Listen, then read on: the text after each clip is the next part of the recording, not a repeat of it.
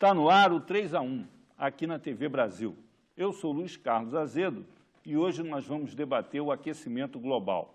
Nosso convidado é o físico e meteorologista Luiz Carlos Molion, que questiona as teorias, vamos dizer assim, hoje hegemônicas, com relação a esse assunto.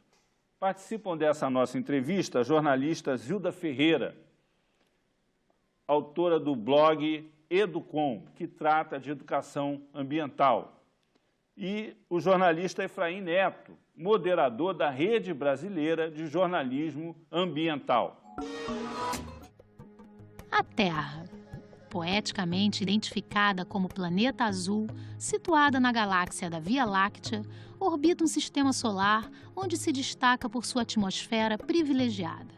Aqui, em milhões de anos, a vida evoluiu criando um ecossistema complexo e favorável à existência de milhares de espécies vegetais e animais dependentes de uma cadeia alimentar. O ser humano, extrativista, retira seu sustento da terra e do mar. Para viabilizar a agricultura e a indústria, usa diversos tipos de energia, em sua maior parte obtida de combustíveis fósseis, que geram dezenas de poluentes. Ao entrar na segunda década do novo milênio, o maior desafio da humanidade, que é produzir e desenvolver-se sem alterar a atmosfera, se apresenta como uma agenda emergencial de todas as nações.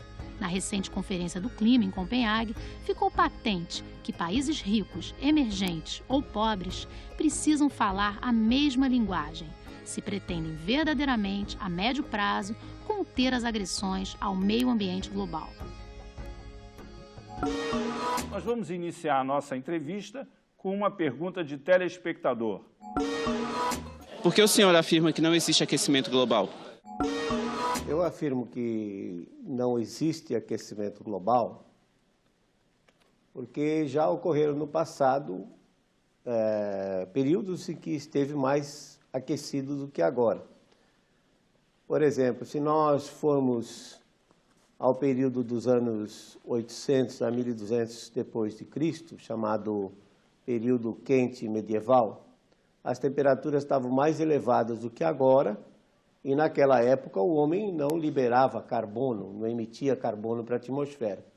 Os vikings saíram da Escandinávia e colonizaram as regiões norte do Canadá e sul da Groenlândia, que hoje são regiões geladas. Então você pode ver que naquele período estava mais aquecido do que agora. Entre 1925 e 1946, houve um aquecimento também bastante expressivo, que corresponde praticamente a 70% de todo esse aquecimento que dizem que ocorreu nos últimos 150 anos. Naquela época, houve um aumento de 0,4 graus centígrados entre 25 e 46, e isso, muito provavelmente, foi devido à maior atividade solar na primeira metade do século XX e o fato de que houve um período, esse período, em que praticamente não ocorreu nenhuma grande erupção vulcânica, de tal forma que a atmosfera ficou limpa, transparente, e entrou mais radiação solar e aumentou, então, a temperatura. Note, em 1946, depois da Segunda Guerra Mundial, o homem lançava na atmosfera menos de 10% do carbono que lança hoje. Portanto, fica muito difícil você dizer que o aquecimento entre 1925 e 1946 foi devido à ação humana. Posteriormente, pós-guerra, em que, na realidade, houve um aumento na industrialização e que passou-se, então, a emitir mais, o que aconteceu? Um resfriamento global entre 1947 e 76. Dr. E agora Molion, esse mais recente. Doutor Molion, o senhor estava citando aí o caso dos vikings. Sim. Existe um historiador francês chamado Pierre Chani, que foi um especialista em estudos da expansão europeia, e ele disse que os vikings só não conquistaram a América porque houve um período imediatamente após essa chegada deles àquela região lá do Ártico, de resfriamento da Terra. E há uma corrente de cientistas que defende a tese de que, ao contrário do que é a opinião dominante de que estaria ocorrendo um aquecimento global, que nós estamos às vésperas, se é que a gente pode usar essa expressão, em termos de clima, pode. De clima, de um novo resfriamento global, é isso? Essa Perfeito, é a tese que o senhor perfeito. defende? Então, esse período, que durou mais ou menos até 1250 depois de Cristo, foi seguido por o que foi chamado de uma pequena era glacial, que durou de 1350 até 1920. Quer dizer, recente isso aí. Ele, inclusive, atribui a esse resfriamento as invasões bárbaras, porque eles se voltaram para o continente por causa do resfriamento. Foi exatamente o contrário. Quer dizer, um período frio leva a frustrações de safra e fome. Você tem quadros feitos na época mostrando que o rio Tâmisa estava congelado, quadros de 1630, 1650, e faziam feira em cima do rio congelado. Então, se eu for olhar a história, eu diria o seguinte, que no último 1 milhão de anos, a Terra passou por 9 eras glaciais. Cada era glacial dura 100 mil anos. Portanto, 9 vezes 100 mil dá 900 mil. Em 1 milhão, 90% do tempo, o clima está mais frio do que agora. Essas eras glaciais, elas são interrompidas por períodos mais quentes, chamados interglaciais. Esse que nós estamos vivendo, Luiz Carlos, ele começou há cerca de 15 mil anos atrás. E toda a história humana está resumida nesses últimos 10 mil anos. Então, nós estamos no período, como você diz, às vésperas de uma nova era glacial.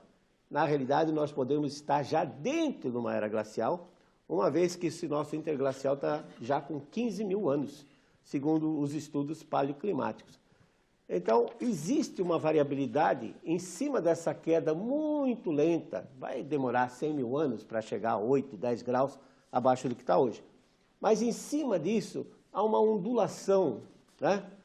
De meio grau para cima, meio grau para baixo. Nós tivemos isso, como eu disse, de 1925 a 46, tivemos uma ondulação para baixo, um resfriamento de 47 a 76, que foi muito ruim para o Brasil, do ponto de vista econômico, para o mundo todo, e tivemos agora um pequeno aumento de 77 a 98, a bola da vez agora não é o resfriamento. Uma disparidade assim, de instrumentos de medição entre esses vários períodos? Certamente, assim, certamente, hoje, não tenha dúvida. O diagnóstico hoje não seria mais preciso do que era antes?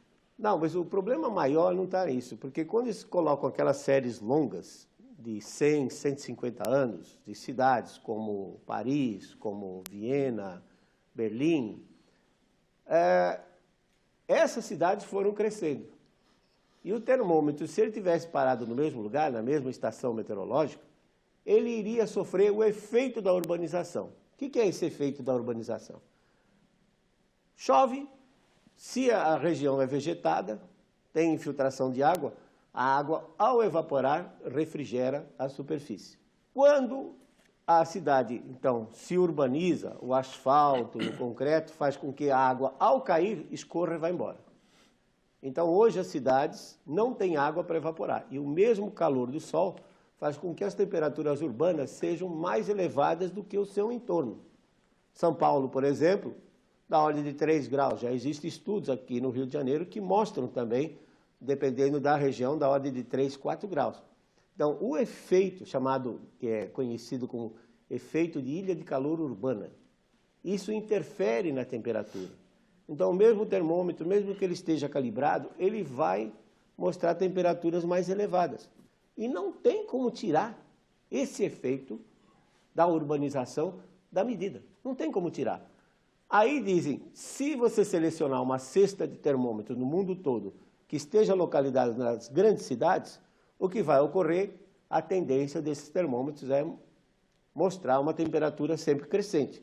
Mas quando você usa satélites, que cobrem o globo todo, inclusive as regiões oceânicas, mostra que nos últimos 20 anos há um ligeiro decréscimo, tirando o pico do El Niño em 1997 e 98, que os El Niños tendem a aquecer a atmosfera terrestre. Ele está de volta agora, esse ano. Mas esse aí é fraquinho. E esse deve morrer agora em fevereiro, estourando em março, e não vai afetar. Ao contrário, ele deve virar para um laninha frio. Então, quando você olha as imagens, os dados tirados por satélite... Você está dizendo que o ano que vem será um ano frio?